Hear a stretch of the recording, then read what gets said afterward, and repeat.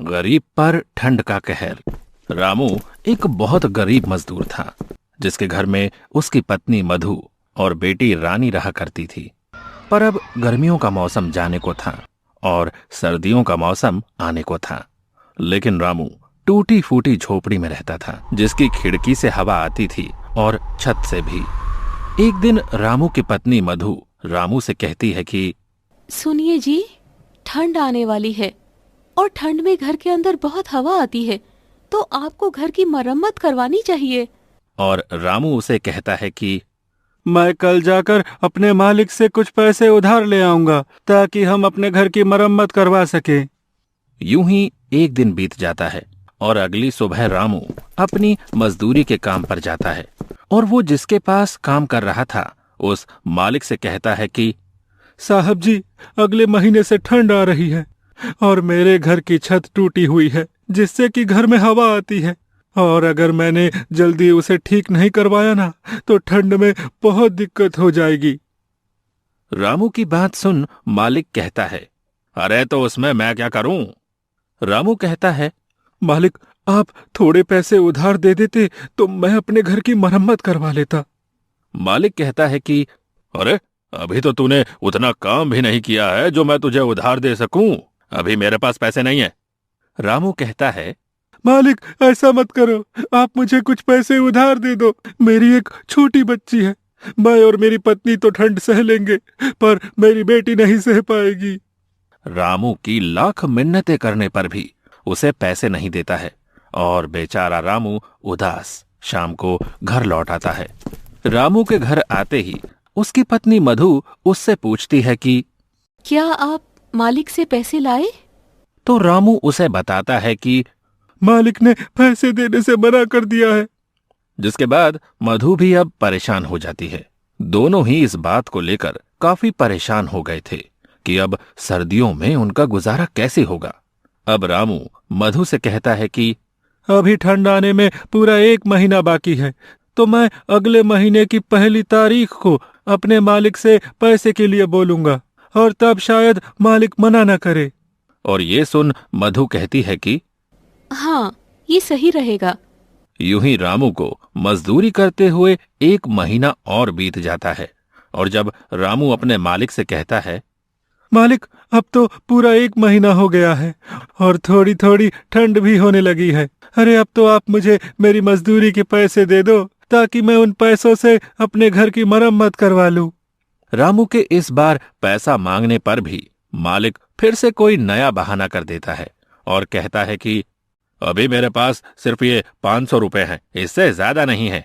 500 रुपए देखकर रामू कहता है कि मालिक, मैंने तो इस महीने एक भी छुट्टी नहीं की, उस हिसाब से तो मेरे ज्यादा पैसे बनते हैं। लेकिन मालिक उसे अपनी बातों में फंसा देता है और रामू के ज्यादा बहस करने पर उसे काम से धक्के मारकर निकाल देता है। रामू कम पैसे मिलने और काम से निकाले जाने के बाद बहुत परेशान हो जाता है। उसे समझ नहीं आता कि आगे वो क्या करे।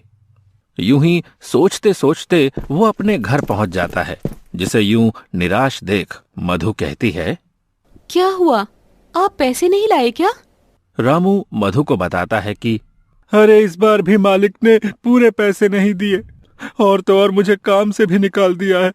ये बात सुनकर मधु चिंता में पड़ जाती है और कहती है कि अब घर कैसे चलेगा और ठंड में हमारा क्या होगा? रामू कहता है, तुम चिंता मत करो, मैं कहीं काम ढूंढता हूँ। इतना कहकर वो उन पैसों से घर में राशन भरवाता है और अब उसके पास पैसे खत्म हो गए थे। कुछ दिनों तक रामू यहाँ वहाँ काम की तलाश में भटकता है, पर उसे कहीं काम नहीं मिलता।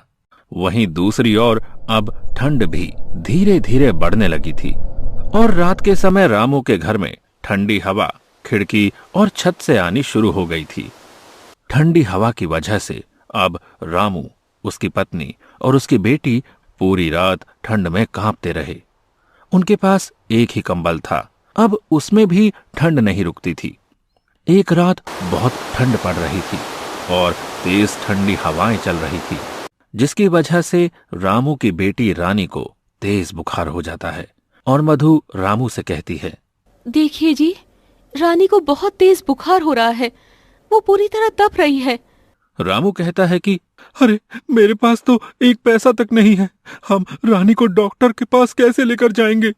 मधु कहती है कुछ तो करना होगा, वरना रानी की तबीयत रात में और बिगड़ जाएगी। देखिए ना, कुछ तो कीजिए। वो रोने लगती है। दूसरी ओर रानी ठंड से कांप रही थी। रामू को कुछ समझ नहीं आ रहा था कि अब वो क्या करे। अब रामू रानी को अपनी गोद में उठाता है और हॉस्पिटल की ओर निकल जाता है। मधु भी उसके पीछे पीछे चल पड़ती है। बहुत दूर तक पैदल चलते चलते दोनों थक जाते हैं और रामू रानी को लेकर एक पेड़ के पास बैठ जाता है और रोने लगता है।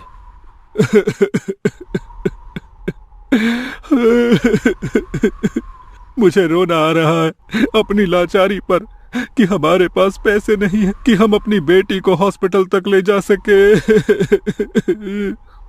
रानी के दिल की धड़कनें अब तेज हो रही थी और फिर से रामू उठता है और अपनी बेटी को लेकर हॉस्पिटल की ओर चल देता है। कुछ घंटों चलने के बाद वो मधु के साथ रानी को लेकर हॉस्पिटल पहुंच जाता है। लेकिन अफसोस, उसके पास पैसे ना होने पर डॉक्टर रानी का इलाज करने से इनकार कर देते हैं और रामू, मधु और रानी को अस्पताल से बाहर कर देते हैं। अस्पताल की सीढ़ी पर रामू अपनी बेटी को गोद में लिए बैठा रो रहा था और दूसरी ओर ठंड धीरे धीरे बढ़ती जा रही थी। ज्यादा ठंड होने की वजह से अब तीनों ही बुखार से जूझ रहे थे और तीनों ही हॉस्पिटल की सीढ़ी पर बेहोश हो जाते हैं। अगली सुबह जब रामू की आंख खुलती है तो वो खुद को हॉस्पिटल के अंदर बेड पर पाता है। ये देख रामू के मन में बहुत से सवाल आते हैं। अरे मैं अंदर कैसे आया?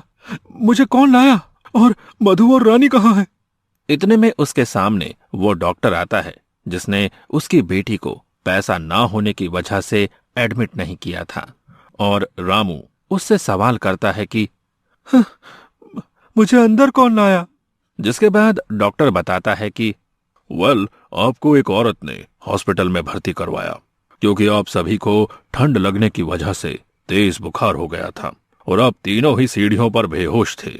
रामू उस औरत के बारे में पूछता है कि वो कौन है, तो डॉक्टर सामने की ओर इशारा करके उस औरत के बारे में बताता है।